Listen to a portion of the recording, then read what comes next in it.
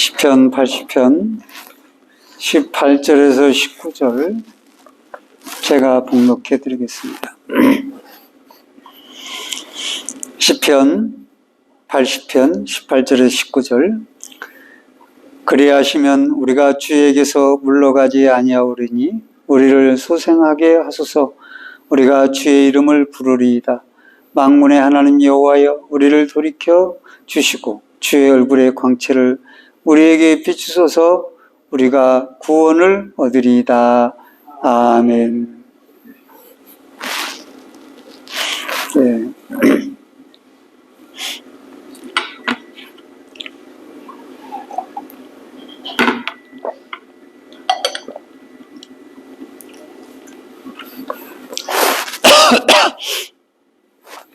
대림절 셋째 주인데요. 주님을 기다린다. 그래서 대림절이라고 하는 거죠. 이것은 교회력의 절기에 그 80편을 낭독을 하게 되었습니다. 개혁주의 이후에 80편을 대림절에서 이렇게 낭독하도록 그렇게 많이 낭독을 했는데, 이 80편이 그럼 뭐 어째서 대림절에 있게 됐는가? 뭐 그렇게 읽어야 되는가? 그런 생각을 우리가 들어가요. 근데 이 탄식의 시죠, 80편은. 개인적인 자기의 어떤 개인의 탄식보다는 아휴, 이 나라를 보니까 영 아닌 것 같아, 뭐 이러면서 그런 고민이 많은 그런 탄식이 80편이죠. 표제에 보니까 그런 글이 붙어 있어요. 아삽의 시라고 돼 있고, 소사님 에두세 맞춘 노래라, 그렇게 불렀어요. 근데 이전의 성경에서는 표제가 아수르에게 라는 제목이 붙어 있어요. 아수르에 관하여 라고 한 거죠. 그러니까 아삽이라는 가문에 뭐 제가 어떻게 알겠어요. 주석가들이 하는 얘기니까 그렇지. 주석가들이 뭐라냐면 아수르에 의해서 북이스라엘이 다 불타오르고 북이스라엘의 믿음의 사람들이 탄식하면서 아삽의 후손이 아마 이 글을 썼을 거다 이렇게 보는 거예요.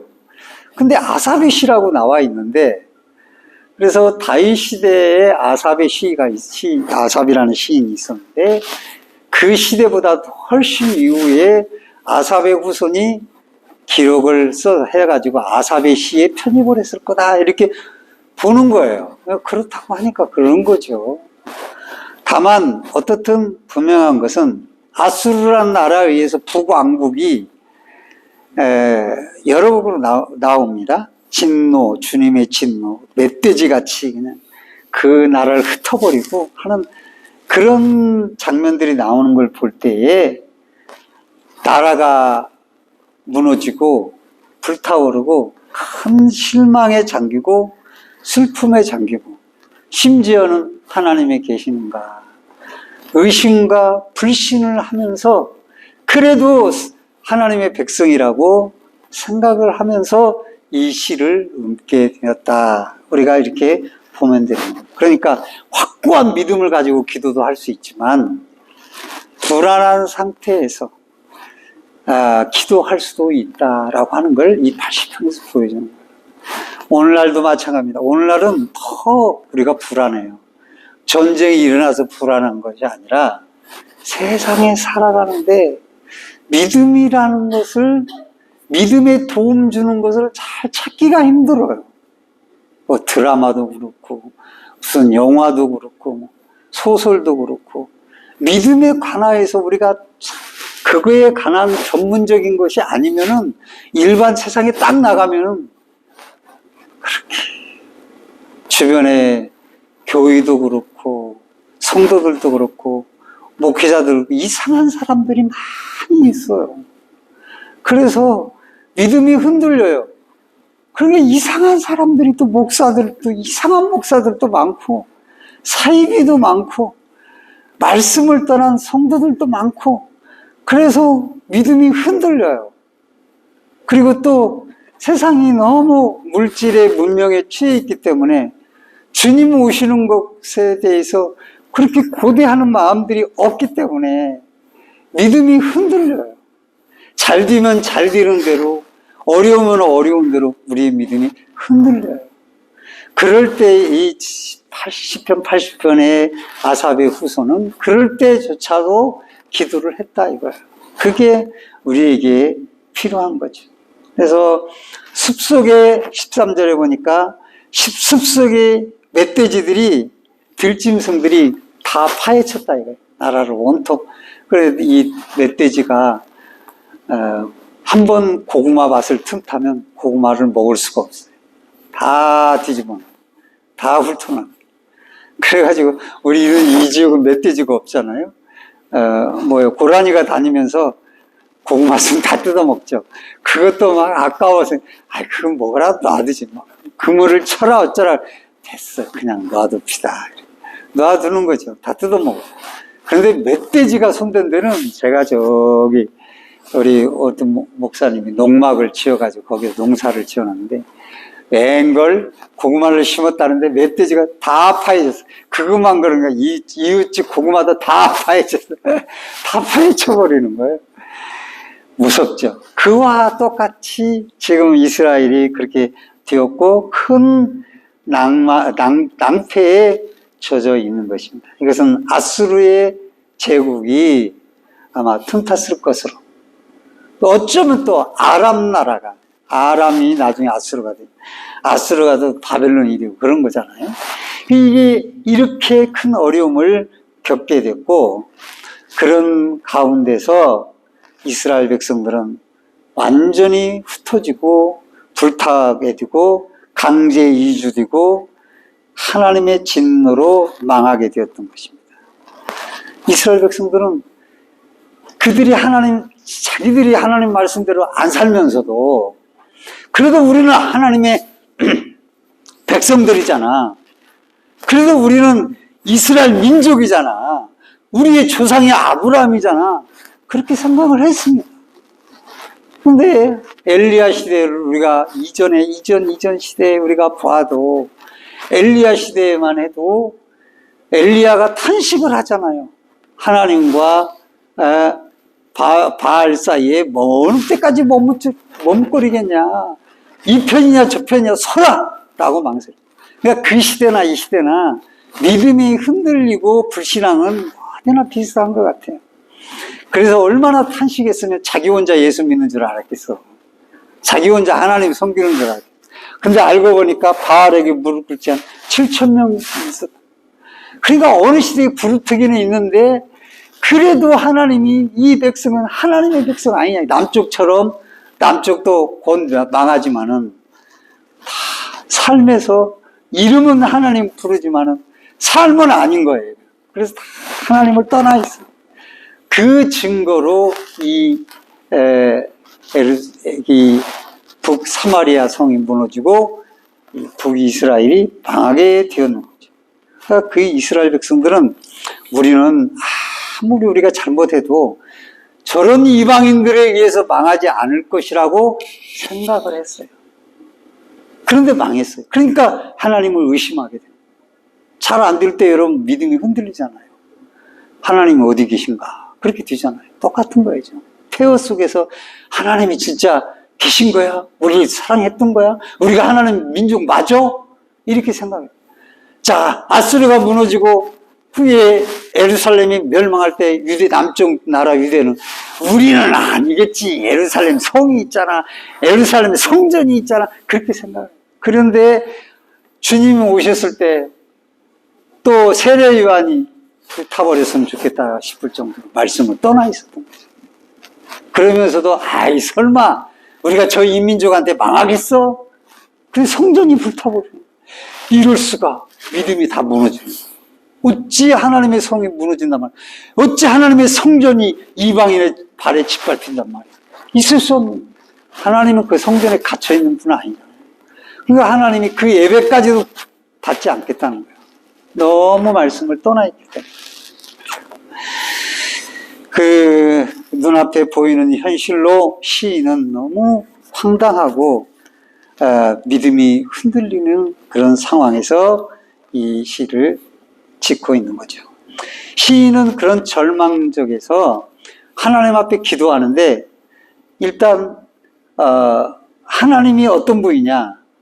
이스라엘의 목자라고 외치고 있는 거예요. 주님은 우리의 목자지 않습니까? 그게 1절에서 3절이에요. 가나안 땅에 전체에 극심한 가뭄이 들어 굶어 죽을 수밖에 없어요.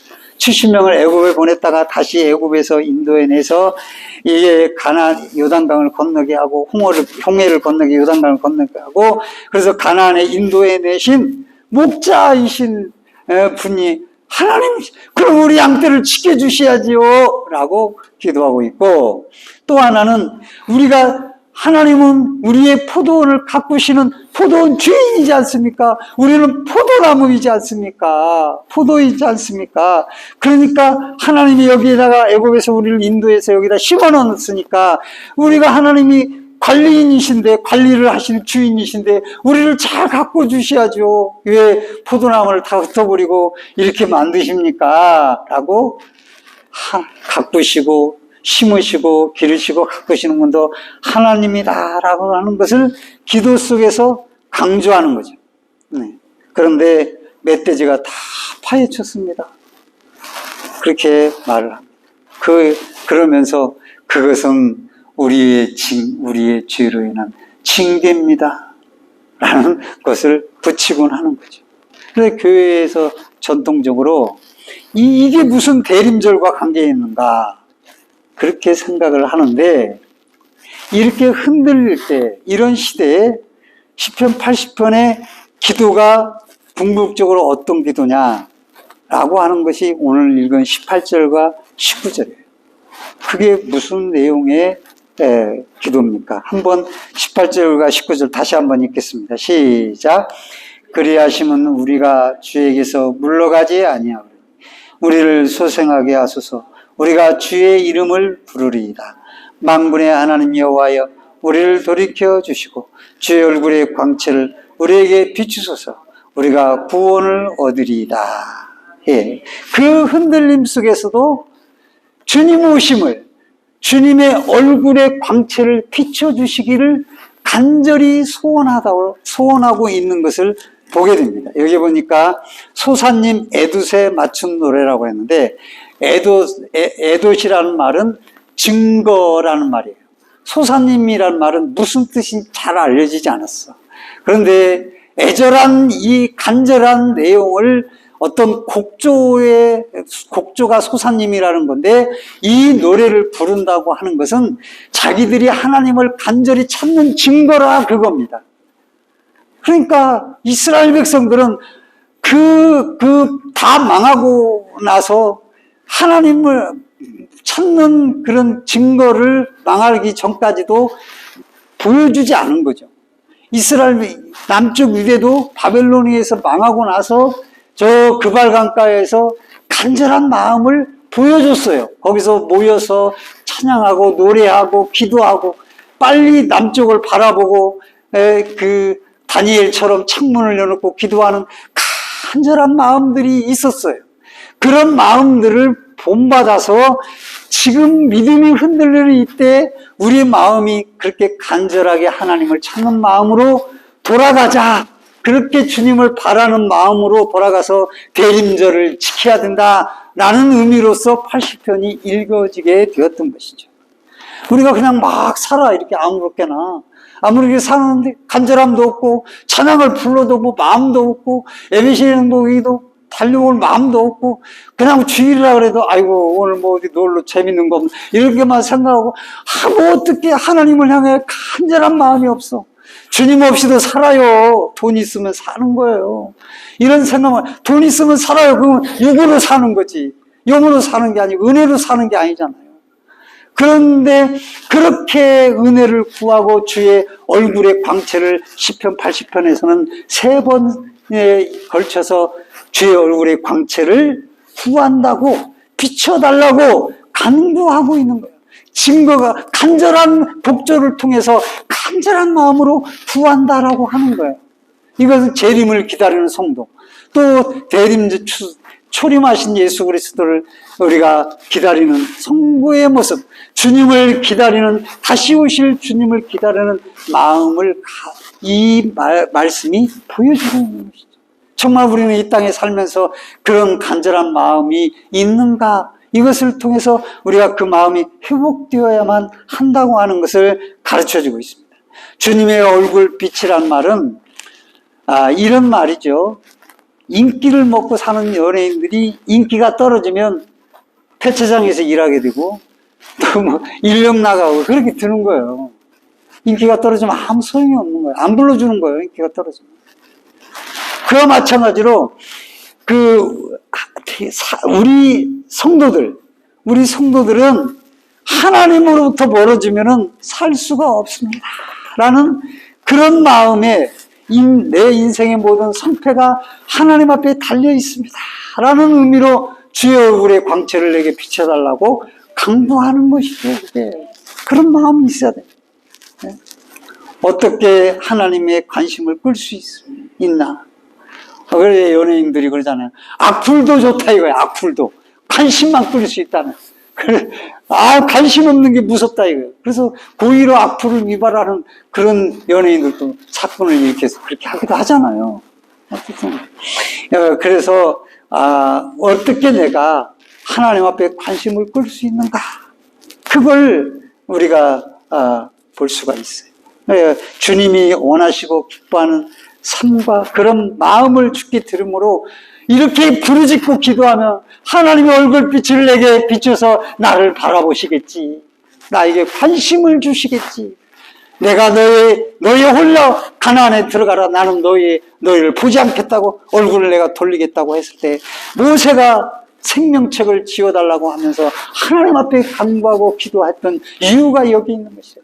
하나님의 백성이 어찌 하나님의 얼굴 관심을 떠나서 관심을 하나님이 돌리신다면 우리가 어떻게 가나안 땅에 들어가서 세상의 백성과 다름없이 살 수밖에 없는데 어떻게 살겠습니까? 믿음의 백성으로서 하고 영적으로 뛰어난 깨어있는 모세는 강구해서 하나님의 얼굴을 돌렸던 것을 보게 되지 않습니까? 우리들이 이렇게 웃고 행복하게 살면서도 놓치지 말아야 될 것은 주의 얼굴빛이 여러분 가정에, 여러분의 자손에게 비춰주기를 간절히 구하는 삶이 되기를 주의 이름으로 축원드립니다. 그 주의 얼굴빛은 또한 이렇게 하나님의 관심일 뿐만 아니라 영적인 빛인 것이에요. 교제예요. 이스라엘 백성들이 진단을 해보면 교제가 없었어요. 교제가 없어요. 하나님과 교제가 없어요. 물물 교제는 많이 하고 사람과의 교제는 많이 하지만 하나님과의 마음이 늘 우리는 하나님 생각하잖아요. 뭘 하든지 주님의 은혜를 생각하고 주께 바라는 마음 구하고 또 소망하고 이런 것들이 있잖아요. 네? 그런 게 있는데 이게 말이죠. 한번 단계가 관절되고 하면 무표정하고 무정하고 어떤 교제가 없어요. 하나님과 아주 매정한 거예요. 하나님과의 관계에서. 하나님이 얼마나 그 백성을 향해서 차가움을 느꼈으면 이렇게 주의 사랑하는 백성들을 향하여 진노를 하시냔 말이죠. 사랑이 많으시는 이게 너무한 거죠. 아버지를 놔두고 아버지 아닌 사람들을 쫓아가. 그래도 하나님은 그 아들을 돌이키기 위해서 별짓 다 해도 안 돌이키는 거예요. 이게 되냐 이거죠. 때려도 보고 얼려도 보고 말이죠. 빵을 주어보기도 하고 다 해도 안 되는 거예요. 눈이 멀은 거예요. 그래서 결국은 그렇게 큰 채찍을 맞게 되잖아요. 그런데 우리가 중요한 게 있어요. 주의 얼굴의 광채를 구하는 건 언제나 언제 어디서나 무시로 성령 안에서 기도하시듯이 언제나 내 마음은 주를 찾아야 된다. 할렐루야. 그 말씀이에요. 교제가 있는 거예요. 사람하고 대할 때에도 내가 주님의 마음으로 저 사람도 주님의 백성으로 또 주님이 사랑하는 영혼을 지은 존재로 바라보고 대하고 그렇게 되는 거예요. 어떤 데는 저걸 보면 승질나. 그렇지만 그렇게 대하면 교제가 끊어지는 거예요. 하나님과의 교제가. 그래서 항상 우리는 누구를 바라보니 불쌍히 여기고 긍휼히 여기는 마음을 예수 믿는 사람 품고 있어야 됩니다. 근데 그런 게 없어요. 매정해요, 믿는 사람들이. 그래서는 안 돼요. 네, 우리 동기 선교사님이 참 저도 고민이 돼요. 중국에서 쫓겨나와가지고 몸은 아프고 허리는 아프고 디스크가 돼가지고 그래가지고 누가 돕는 사람도 없어요. 다 끊어졌어요. 그러니까 이제 사모님이 이제 뭘 한다고 하는데 잘 취업하기도 힘들어. 나이 먹으니까 취업도 하기 힘든가 보더라고요. 이제 그 어린 교사 자격증도 있고 하니까 이제 그런 일을 하기는 해요. 그렇지만 월급도 얼마 안 돼. 그래서 내가 볼 때 너무 딱한 거예요. 이 물정을 모르니까, 이 한국 물정 모르고, 지원받고 살다가 이제 다 끊어지고 나니까, 참, 내 마음이 괴로워요. 그걸 바라보는 내 마음이. 괴로워. 어떻게 해야 될까? 난 기도하고 있어요, 지금. 주야, 어떻게 하면 좋습니까? 기도는 하고 있는데, 내가 이렇게 나도 사는 게 근근해서, 자식들 보고, 야, 돈 좀 내라. 그렇게 난 할 수가 없어요. 난 그렇게 못하게, 그런 게 안 돼, 잘. 좀 그래야 되는데 그런 게 안 돼. 자, 선교를 위해서 좀 써봐라 이렇게 좀 해야 되는데 그게 잘 안 돼. 나도 못 봤는데 그런 생각만 들고 그게 그렇게 하는데 국민이 어겨져요. 그래서 어떻게 해야 되나 고민 중에 있지요. 근데 어떻든 우리는 멀리 우리가 뭘 바라보겠어요? 그래도 가까운 사람들 속에서 내가 주님과의 마음을 교제를 놓치지 않게 해서 행해야 될 부분이 뭐 있는가? 교제를 놓치지 않는 부분이 무엇인가? 그 선교사님의 탄식을 내가 들었을 때 내 마음도 굉장히 아프고 그러니까 그런 마음은 그냥 성령이 주시는 거지 내 마음은 아니죠. 인간의 마음은. 인간적인 마음 그러니 하고 말겠지만 그런 거예요. 그래서 우리가 교제를 항상 놓치지 말라는 의미고요. 제가 좀 말씀이 좀 다른 데 같네요. 그 다음에 우리들이 그렇잖아요. 주님의 교제를 놓치면은 가인과 같이 되는 거예요. 단절이 되는 거예요. 그러니까 가인은 가서 덩굴 속에서 사는 거예요. 거칠게 사는 거예요. 세상적으로 방식으로 사는 거예요. 교제가 없는 거예요, 하나님. 그래서 이 주의 얼굴빛은 치료의 강성과 은혜의 회복, 그리고 성장의 열쇠라는 의미예요. 쉽게 말하면, 따라서 해보세요. 주님으로 제가 삽니다.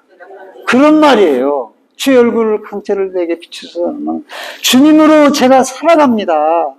연약함을 회복하고 상처를 치유하고 그 다음에 질병을 치료하고 은혜를 충만히 내게 부어주소서. 그것은 주님으로 말미암아 제가 살아갑니다. 그런 의미가 주의 얼굴빛에 구하는 마음인 것이죠. 이 빛을 구하지 않는다는 것은 내가 살아요. 그런 의미인 것이죠. 오늘 포도나무의 결정적 단점이 뭡니까? 포도나무를 이렇게 세워놓으면은 그냥 땅에 다 쳐져서 아무 열매도 맺을 수가 없어. 가지를 다 올려주고 또 잘라주거나 아니면 올려주고 거름을 파서 거름을 놓고 해야 되는 거지. 그냥 놔두면 땅에 이렇게 해가지고 들포도나 며칠나나? 몰라, 그것도. 그러니까 안 되는 거예요. 뻗어나갈 수 없어요. 하나님이 부목을 대주고 다 해줘야 올라가서 열매도 조롱조롱 맺히는 거예요. 성도들의 삶도 그와 같은 거죠. 태양을 쫙 쬐어서 해야 포도나무가 그렇게 일조량이 많아야 되잖아요. 과일은. 풍성하고. 그러니까 성도들 삶이 그와 같은 거죠. 성령의 도움을, 하나님의 은혜의 광채의 얼굴빛이 받지 못하면 영적으로 우리는 흔들리고 침체하고 넘어지고 좌절하고 냉랭한 마음을 품을 수밖에 없어요. 하나님과 교제가 끊어집니다. 하나님의 얼굴빛은 침체와 좌절에 처한 영혼들을 다시 소생케 하고 은혜로 살게 하고 하나님의 얼굴빛은 우리의 구원이며 성도들이 행복하게 살 수 있는 그 빛이 하나님의 얼굴인 것이죠. 그래서 마지막 시대에 이렇게 주님 오시기를 다시 기다리면서 성전을 올라가면서 대림절에 성전에서 이 주님 얼굴을 우리에게 비춰주셔서 간절한 증거를 가지고 간절한 마음으로 하나님 앞에 기도했던 것을 보게 됩니다. 하나님의 얼굴은 잠시라도 떠날 수 없는 치료의 광선이자 회복의 은혜이자 영적 성장의 열쇠이고 축복인 것을 우리가 알 수 있습니다. 그래서 하나님의 얼굴을 떠오르면 생각나는 구절이 있죠. 오늘 말씀과 거의 비슷해요. 민수기 6장 24절입니다.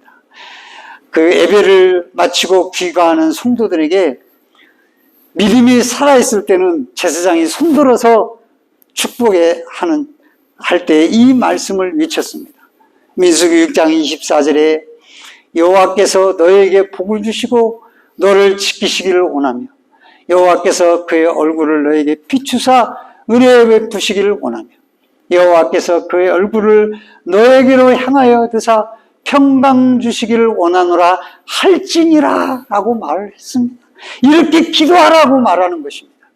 대림절 다시 오실 주님을 망각하지 않고 언제나 주의 얼굴빛이 우리에게 비춰주기를 소망하며 구하며 그래서 하나님의 얼굴의 빛이 우리들과 우리의 교회와 우리의 가정과 우리의 직장과 사업이 우리의 자녀들 위해 항상 비춰지기를 주님의 이름으로 간절히 축원드립니다. 찬송 부르고 함께 기도하도록 하시겠습니다.